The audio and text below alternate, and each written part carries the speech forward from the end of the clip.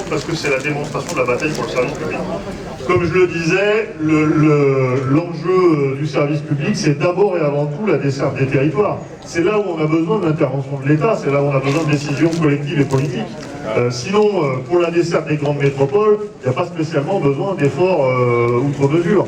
Il y a besoin d'organiser les choses aussi, mais en vrai, là où il y a besoin de plus de volontarisme, c'est pour la desserte des territoires, et c'est là où on marque l'alternative avec la réflexion du tout marché de on laisse faire l'économie et du coup évidemment on laisse faire la rentabilité et tu disparais.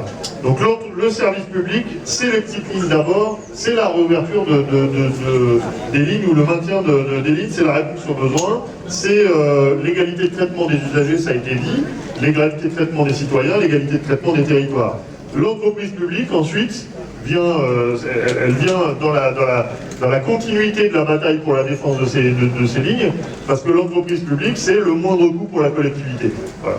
Sinon, effectivement, il faut une pluie de subventions publiques qui gavent des actionnaires et qui gavent tout un tas d'intérêts très différents. Bon, et puis l'entreprise publique, c'est aussi la sécurité, c'est aussi un certain nombre d'autres choses. L'intérêt des territoires et l'intérêt d'une politique en faveur du ferroviaire, c'est aussi, ça a été dit, l'intérêt de l'emploi. Parce qu'il y a l'emploi SNCF, mais en France, on a encore des producteurs, ça a été dit par le camarade de la métallurgie.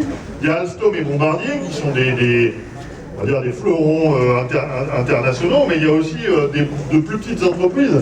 Nous, au niveau des wagons de fret, par exemple, on a 2-3 producteurs qui existent encore en France, qui s'appellent Titagar, qui s'appellent Inuveo.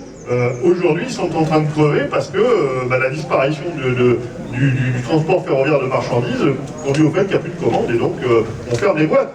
De la même manière, sur la question de la métallurgie pour les produits lourds comme les rails ou comme les choses qui sont nécessaires aux installations, on a eu une bataille autour d'Ascoval il y a quelques années, qui est revenue encore sur la table, parce qu'on a besoin de rails en France, il y a beaucoup de travaux qui sont déclenchés pour la régénération des voies, et pourtant le système capitaliste fait que les actionnaires d'Ascoval, régulièrement, parce que c'est des fonds de pension, parce que c'est parfois des investisseurs un peu pas très clairs, donc ça coule, ça se rachète, ces entreprises-là sont menacées de fermeture pure et simple sur le territoire national. Et il a fallu une bataille d'enfer pour Ascoval, pour maintenir l'entreprise en disant mais bon sang, on a un besoin, on utilise, je crois que c'est 140 000 tonnes d'acier par an rien que pour la production des rails, ce serait quand même le comble que cette boîte coule, simplement parce que ces actionnaires internationaux ont géré les affaires n'importe comment, ou qu'ils ont d'autres intérêts ailleurs, ou que... donc il y a des convergences d'intérêts, il y a des convergences d'intérêts aussi avec la question de l'énergie, Lionel en parlait. Moi j'ai un exemple très très concret, et qui relie aussi les questions de financement, etc. La libéralisation de l'énergie depuis 20 ans, c'est une catastrophe pour le chemin de fer. Une catastrophe pour le chemin de fer. Et je vous donne un chiffre pour illustrer ces éléments-là. Le coût de l'énergie de traction, donc l'énergie qui est pompée par les trains pour avancer, l'énergie de traction en 2009, c'était 814 millions d'euros au niveau national pour la SNCF. En 2019, c'était 1199 millions d'euros. C'est-à-dire qu'on a augmenté de 400 millions, on a augmenté de 50% le coût de l'énergie de traction en 20 ans. C'est à peu près ce que les camarades de l'énergie donnent comme chiffre sur l'augmentation de la facture pour les usagers. La libéralisation du secteur de l'énergie, l'éclatement du secteur de l'énergie et tout ce qui est mis en place aujourd'hui, ce que les camarades combattent au travers de la lutte contre la réforme Hercule, etc., c'est la poursuite de cette politique-là. Si on continue comme ça, dans 20 ans, à ce niveau d'augmentation-là, on aura 600 millions supplémentaires de coûts de l'énergie de traction pour le ferroviaire. C'est des centaines et des centaines et des milliers d'emplois en équivalent. C'est des centaines et des centaines de kilomètres de réouverture de lignes. Tout ça cramé pour la libéralisation de l'énergie. Concrètement, si on revient à un grand service public de l'énergie, on se redonne aussi des moyens pour un grand service public du transport ferroviaire. Donc les batailles sont liées, évidemment. Dans les questions écologiques, on voit bien qu'il y a des moyens pour certaines choses. Par exemple, dans le plan de relance de l'État, il y a 7 milliards pour l'hydrogène. Et sur ces 7 milliards pour l'hydrogène, il y en a une partie qui vont venir pour les trains à hydrogène. Moi, je ne sais pas, on n'a pas eu le débat public national pardon, sur la question de l'hydrogène. Donc je ne sais pas quelle utilité ça peut avoir. Je trouve que tout par un coup, on a des monceaux d'argent public qui tombent sur quelque chose dont on n'a pas vraiment discuté, comment on produit l'hydrogène, comment c'est utilisé, quel impact sur la sécurité, quel impact sur la gestion du matériel, la maintenance, etc. etc. Bon, tout ça, on n'en sait rien. Par contre, il y a 7 milliards à disposition.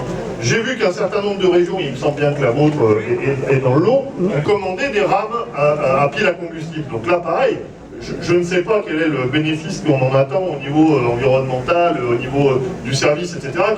Quel impact ça va avoir sur l'organisation du transport public. Ce que je sais, c'est qu'une rame à hydrogène, c'est 30% plus cher qu'une rame classique. Et donc, est-ce que ça vaut le coup d'investir dans cette technologie, ou est-ce qu'il vaudrait mieux développer, justement, réouvrir des lignes ou faire d'autres choses? J'en sais rien, mais en tout cas, on n'a pas eu le débat. Et là, pour ça, il y a énormément d'argent public. Et donc, quand on nous dit, pour la réouverture de Confer, on n'a pas les moyens, il faut impérativement que cette question des moyens, on l'écarte systématiquement. Les moyens, on les trouvera.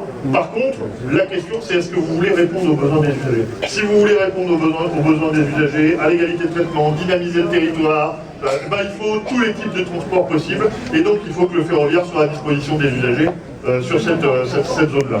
Et évidemment, ensuite, on peut batailler pour faire en sorte aussi que les entreprises de production, que l'entreprise ferroviaire, que tout ça crée de l'emploi en territoire en contrepartie, on va dire, de la commande publique.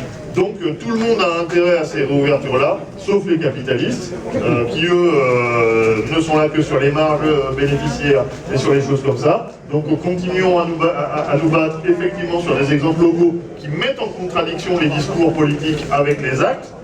Alors parfois c'est cohérent, il y a quelques élus qui sont dans les mêmes logiques, mais il y a quand même beaucoup d'incohérences. Et M. Morin, quand il est favorable à la mise en concurrence du transport ferroviaire, il ne peut pas ensuite expliquer qu'il est favorable à la desserte des territoires parce que c'est incompatible.